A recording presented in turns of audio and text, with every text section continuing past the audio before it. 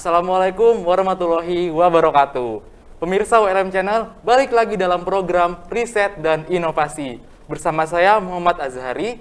Di studio kali ini telah berhadir bersama saya yaitu Bapak Sunardi SSI MSc PhD. Beliau merupakan koordinator program studi kimia Fakultas MIPA Universitas Lambung Mangkurat. Selamat datang Bapak, apa kabar? Alhamdulillah baik. Nah, sebelumnya karena kita sudah menerapkan protokol kesehatan ya Pak, jadi saya izin melepas masker terlebih dahulu agar perbincangan kita lebih santai gitu Pak. Oke. Nah, mungkin langsung saja ya Pak. Bisa Bapak jelaskan sedikit tentang riset dan inovasi yang sedang Bapak lakukan? Oke, baik Mas Asari. Sebelumnya saya izin melepaskan masker dulu. Ya. Oke, terima kasih Mas Asari. Jadi riset kami dalam ini saya dan tim beberapa dosen dan mahasiswa melaksanakan atau mengkaji tentang pemanfaatan biomasa, terutama limbah khususnya yang berasal dari lahan basah untuk menjadi material baru yang memiliki nilai fungsi dan nilai ekonomi lebih tinggi. Wow. Oke. Tadi Bapak mengatakan biomasa. Nah, apa sih biomasa itu Pak? Biomasa adalah produk atau bahan yang dihasilkan oleh makhluk hidup, mulai dari tumbuhan, hewan, manusia, dan termasuk sampah sisa rumah tangga. Itu yang dimaksud dengan biomasa secara umum. Oke, jadi biomasa ini juga termasuk bahan organik ya Pak? Betul. Oke, nah dari yang Bapak jelaskan tadi, gimana sih cara Bapak mendapatkan biomasa ini khususnya di lingkungan lahan basah kawasan Kalimantan Selatan Pak? Oke. Sebenarnya biomasa itu ada di sekitar kita, tidak perlu diperoleh karena itu selalu dihasilkan oleh alam. Jadi ketika di sekitar kita ada tumbuhan, kemudian ada kayu ataupun rumput, itu adalah sumber biomasa.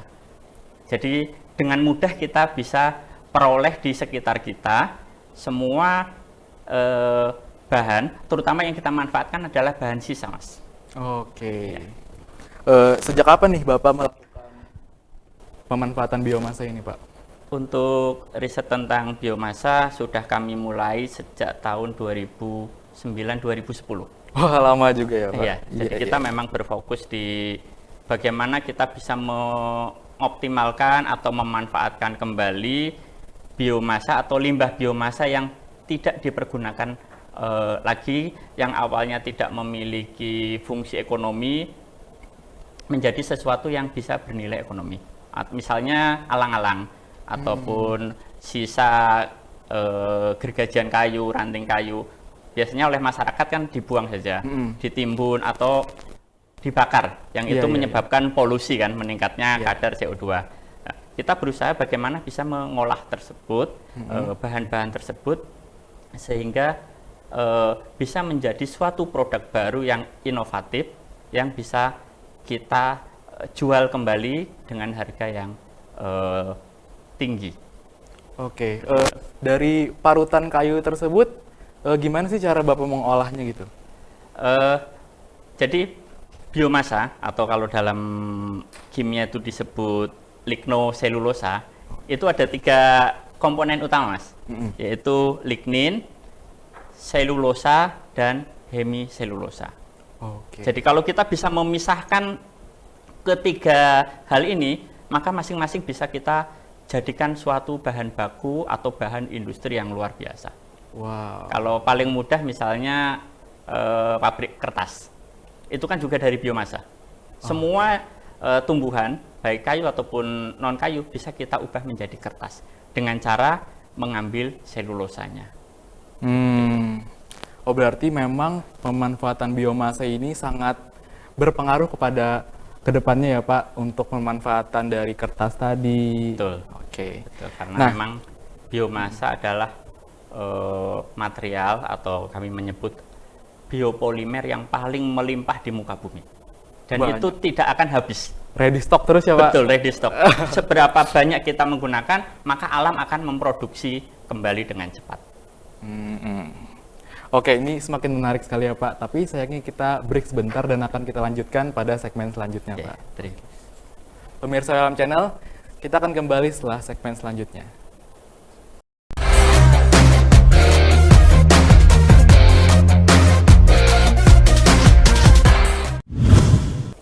Oke, pemirsa ULM Channel, balik lagi dalam program riset dan inovasi. Nah, di segmen selanjutnya nih Pak, dari tadi kita membahas tentang berbagai macam pemanfaatan biomasa. Nah, seberapa besar sih Pak pengaruh pemanfaatan biomasa ini terhadap peningkatan ekonomi di masyarakat ini Pak? Oke, terima kasih Mas. Jadi itu memang menjadi tugas kita. Ya. Bagaimana bisa memanfaatkan atau meningkatkan nilai fungsi limbah yang tadi, yang oleh masyarakat hanya dibakar atau dibuang, itu bisa memiliki nilai ekonomi tinggi. Ketika kita bisa mampu membuat produk-produk yang inovatif, itu berarti kedepannya ekonomi dari masyarakat akan meningkat. Apalagi kalau kita bisa membangun industri yang berbasis biomasa. Oke.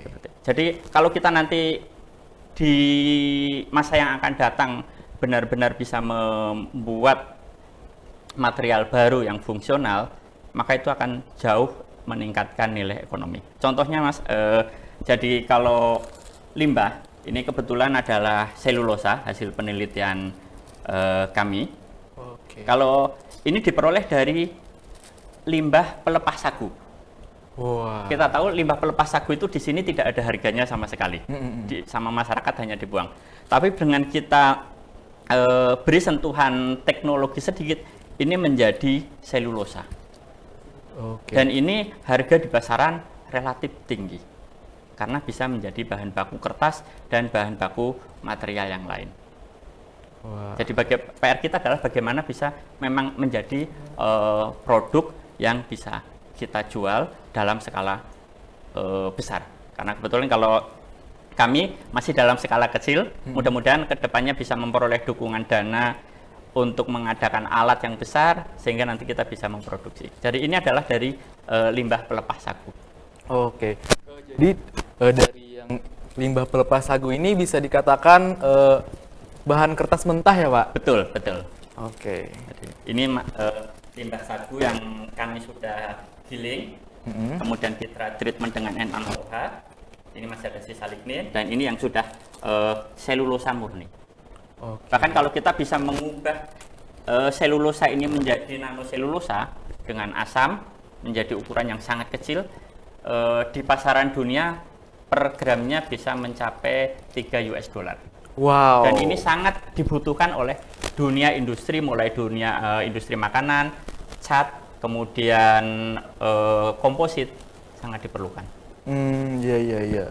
Berarti ini bermanfaat sekali ya Pak, khususnya karena kita juga memerlukan, ibaratkan ini, yang saya pegang ini pun kertas juga berasal dari selulosa ya Pak? Betul. Iya. Jadi ingin bertanya nih Pak, tadi Bapak membahas tentang limbah-limbah dari lahan basah. Nah, dari dedaunan pun apakah kerajinan tangan seperti purun itu bisa dikatakan bersumber dari biomasa Pak? Benar, kerajinan tangan dari purun, enceng gondok itu juga salah satu cara memanfaatkan biomasa lahan basah. Tapi untuk penggunaan biomasa untuk kerajinan itu biasanya memerlukan kualitas purun yang bagus. Ya.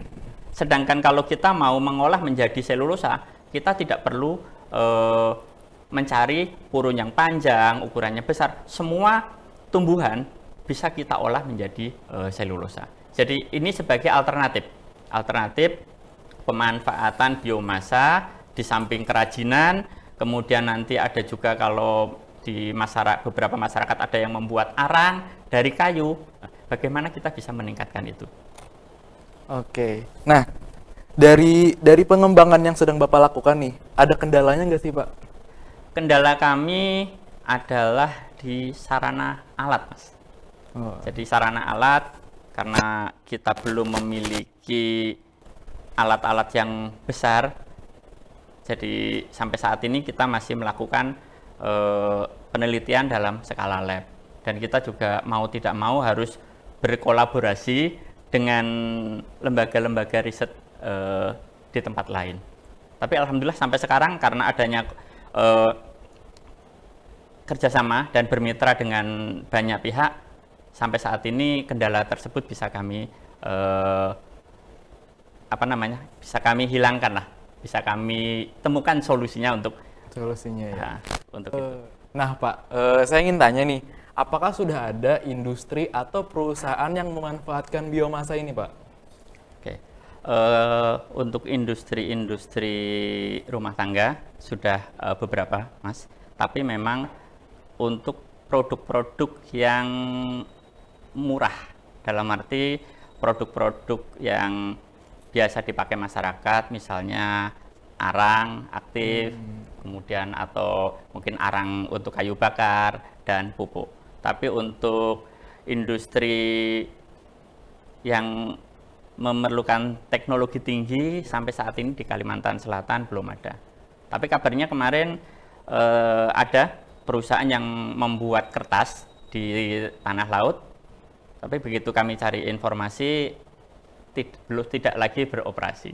Padahal itu salah satu potensi yang bisa dikembangkan di Kalimantan Selatan.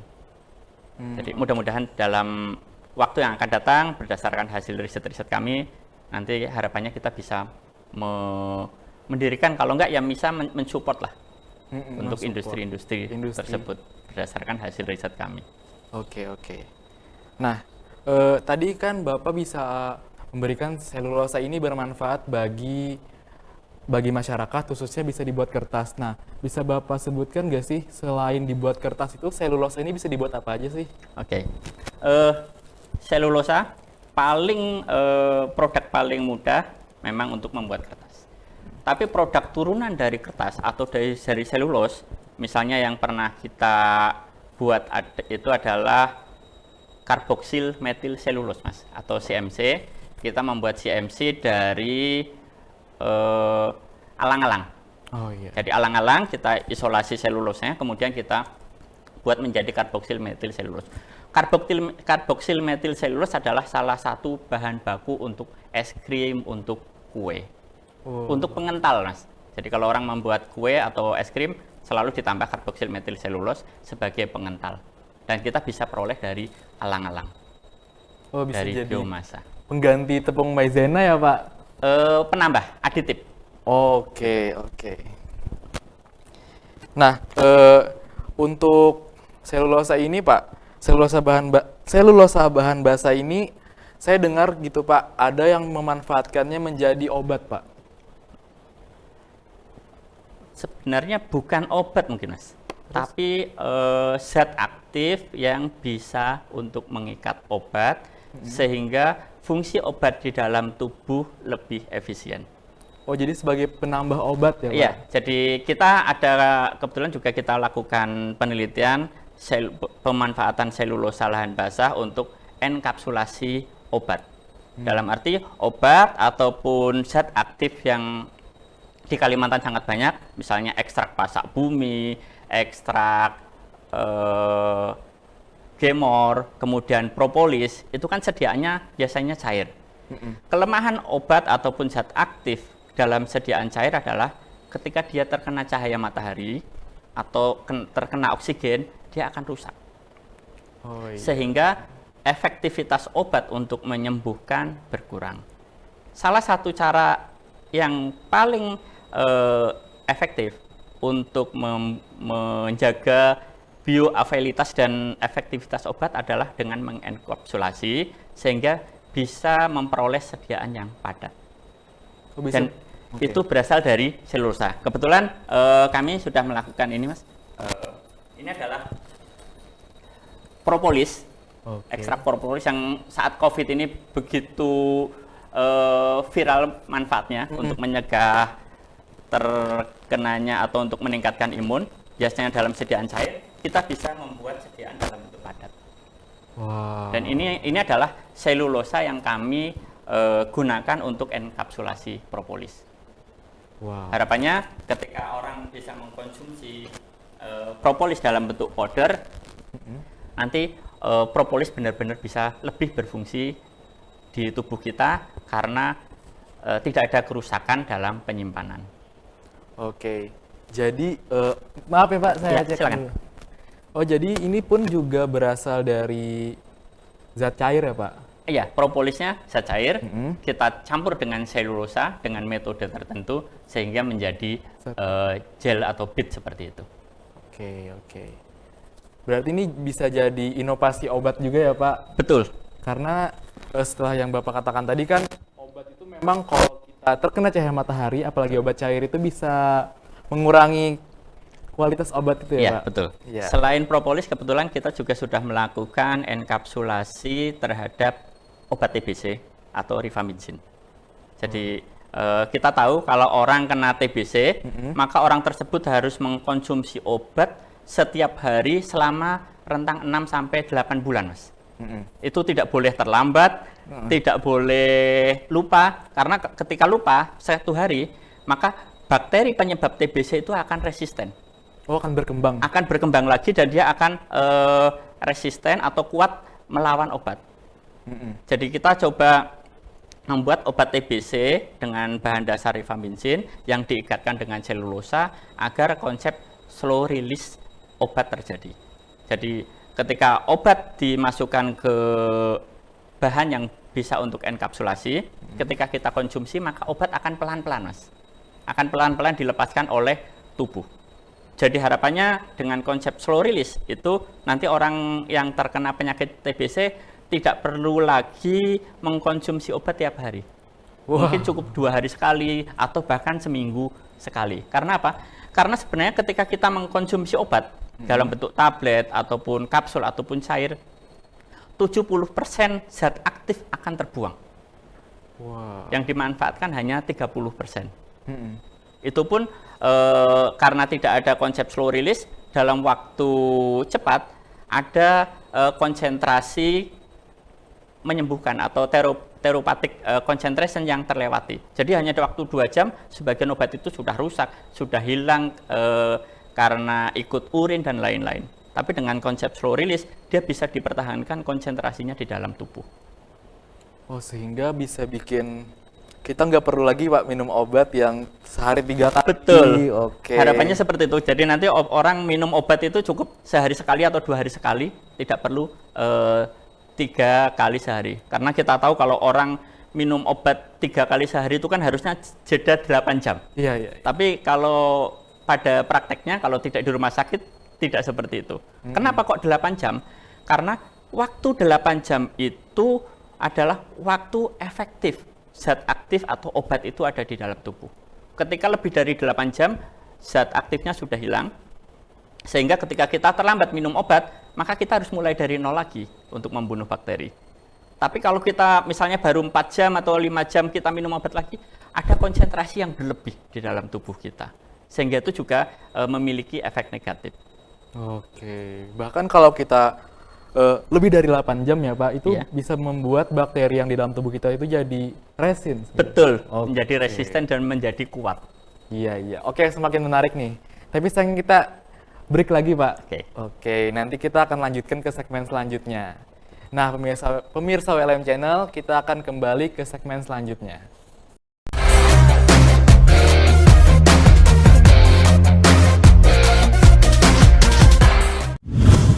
Pemirsa WLM Channel, balik lagi dalam program riset dan inovasi. Nah, tadi kita sudah berbincang banyak sekali ya Pak tentang pengembangan biomasa di lahan basah. Nah, jadi tadi banyak sekali Pak manfaat-manfaat yang bisa dijadikan untuk kehidupan ke depannya ya Pak. Betul. Nah, tadi kita ngomong-ngomong masalah obat nih. Karena kita berbicara tentang lahan basah nih, kita akan sangkut pautkan dengan pertanian Pak. Nah, jadi gimana sih Pak peran biomasa di lahan basah terhadap efektivitas pertanian? Oke, pertanyaan menarik Mas ini. Sekaligus ini juga sudah kami pikirkan beberapa tahun yang lalu, bagaimana biomasa lahan basah juga bisa bermanfaat untuk lahan basah. terutama sesuai dengan visi misi ULM kita Ya. menjadi yang terkemuka di lahan basah. Dan sejak 9 tahun yang lalu, selain untuk pupuk, selain untuk obat, kemudian kertas, kita juga sudah riset bagaimana biomasa lahan basah juga bisa dimanfaatkan untuk pertanian. Kita tahu salah satu kendala lahan basah adalah jika hujan banjir, namun jika kemarau ada kebakaran. Iya. Dan petani lahan basah itu adalah orang yang relatif kasihan dalam mereka bertani. Ketika musim penghujan, mereka memerlukan pupuk yang luar biasa banyak, Mas. Karena apa? Karena begitu dipupuk, misalnya urea ataupun NPK, datang hujan, 70% pupuk akan larut. Apalagi kalau tergenang ya, Pak. Apalagi kalau tergenang. Jadi kita mencoba membuat ataupun memanfaatkan biomasa lahan basah untuk sama dengan tadi, untuk slow release pupuk. Untuk mengikat pupuk sehingga ketika petani melakukan pemupukan, ketika hujan, maka pupuk itu bisa tetap dipertahankan di dalam tanah. Wow. Jadi tidak hilang karena larut. Dan kita sudah coba lakukan untuk enkapsulasi urea. Dan hasilnya alhamdulillah bagus. Jadi hampir 60% pupuk yang kita enkapsulasi dia tidak terlepas dan tidak rusak. Sehingga harapannya nanti hujan ataupun kemarau, masyarakat ataupun petani cukup melakukan pemupukan misalnya seminggu sekali atau sebulan sekali. Dan kebetulan juga kalau musim hujan pupuk ini bisa tetap mengikat pupuk, pada musim kemarau dia bisa mempertahankan air di dalamnya. Wow. Jadi bit seperti ini, kalau yang untuk pupuk di dalamnya kita masuki urea atau pupuk yang lain, dan ketika ini direndam, Mas, ini bisa mengembang. Wow. Ini bisa mengembang 2-3 kali lipat, sehingga bisa terisi air. Ketika panas, air tetap terjaga, sehingga itu juga bisa mengurangi terjadinya kebakaran. Oh, bahkan zat ini pun juga bisa mengunci air ya, Pak? Betul, bisa mengunci air. Bisa mengunci air, bahkan kalau musim hujan mereka juga bisa tetap apa ya istilahnya itu tetap menjadikan kering gitu. Betul, Oke, betul. wow. Kalau sebelumnya di tahun 2010 sampai 2013 kebetulan kami risetnya belum menghasilkan butiran-butiran, tapi menghasilkan superadsorben. Superadsorben yang dia bisa mengikat air sampai dengan 100 kali lipat dengan bahan baku selulosa. Bahan baku selulosa. Jadi kalau kita tahu misalnya Pampers untuk anak, nah kita bisa membuat material seperti Pampers yang dimanfaatkan untuk mengikat pupuk yang nanti akan dipakai di lahan basah. Oke. Jadi bisa disebutkan nggak Pak material apa yang bisa mengikat itu, Pak? Yang mengikat airnya. Iya, iya, iya. Material utamanya adalah polimer. Polimer. Baik itu polimer sintetik atau polimer alam. Kalau yang dulu kami lakukan menggunakan polimer sintetik, misalnya asam akrilat, atau kemudian asam akrilik asid. Namun karena polimer sintetik itu juga sulit terdegradasi, sekarang kita mencoba menggunakan polimer alam yang mudah terdegradasi. Tapi dengan tambahan selulosa, fungsi atau kemampuan mengikat air dan mengikat pupuk itu semakin tinggi. Oke. Nah, ini Pak ada tumbuhan kayak tumbuhan kapas, Pak. Betul. Itu juga bisa dimanfaatkan sebagai tadi, Pak. Bisa. Bahkan kalau kapasnya itu 95% selulosa. Mungkin tidak perlu ditreatment lagi. Tapi kalau kapas itu kan sudah punya pasar sendiri, Mas. Kita tinggal jual sudah laku. Tapi PR kita adalah bagaimana memanfaatkan material atau limbah yang tidak laku kalau kita jual. Tidak laku ya, yang Iya. ibarat itu dibuang oleh masyarakat. Betul. Jadi yang kita gunakan saat ini mulai dari purun tikus, kemudian alang-alang, kemudian limbah sagu, mulai dari ampas sagu, pelepah sagu, kulit sagu, kemudian pelepah nipah, dan semua material ataupun biomasa yang bisa kita peroleh dengan mudah di lahan basah. Kita coba manfaatkan mana yang terbaik, kita kaji mana yang terbaik dan mana yang kira-kira prospek kita perbesar skalanya. Sehingga bisa bikin meningkatnya harga dari itu ya, Betul. Pak? Meningkatnya harga, kemudian kalau bisa sampai ke arah industri itu juga akan bisa meningkatkan ekonomi masyarakat sekitar. Mimpinya seperti itu. Mimpinya seperti Betul. itu. Tapi semoga berhasil ya Pak. Karena Amin. tadi setelah saya dengar tadi sangat bermanfaat sekali Betul. bagi kehidupan masyarakat ke depannya ya Pak. Apalagi dengan adanya ini juga bisa memberikan manfaat untuk tadi orang yang sakit TBC. Betul. Sehingga tidak perlu mengkonsumsi obat secara berlebihan. Bisa sekitar sekali itu maksudnya 2 hari itu bisa 1 kali. Betul, betul. Oke. Dan terkait dengan program strategis nasional Kalimantan sebagai lumbung pangan, itu kan Pak Jokowi beberapa tahun atau mungkin tahun yang lalu kan sering ke Kalimantan Selatan, bagaimana mengubah lahan basah gambut menjadi sawah kan seperti itu. Dan mudah-mudahan kita bisa berkontribusi di bidang itu dengan cara mengembangkan pupuk slow release. Karena kalau hanya dengan mengolah tanah tanpa teknologi pemupukan, maka akan sulit tercapai, Mas, itu. Jadi kita coba berperan, nanti kita bisa membuat pupuk dalam skala besar yang memiliki konsep slow release, sehingga mimpi Indonesia untuk menjadikan Kalimantan sebagai lumbung pangan bisa terrealisasi. Dalam arti terrealisasi berarti produk banyak, tapi biayanya kecil. Oh, Betul, seperti. Kalau saat ini kan biaya pemupukannya mahal. Mudah-mudahan bisa tercapai. Oke. Tadi Pak berbicara tentang Kalimantan itu sebagai ingin dijadikan lahan pertanian kan tadi Pak. Betul. Nah, gimana cara Bapak memanfaatkan lahan pertanian itu, sedangkan seperti yang kita ketahui sebagian besar khususnya di daerah Kalimantan Selatan ini Pak, banyak lahannya itu lahan yang memiliki tingkat keasaman tinggi Pak. Betul. Nah, bagaimana cara Bapak menangani hal tersebut?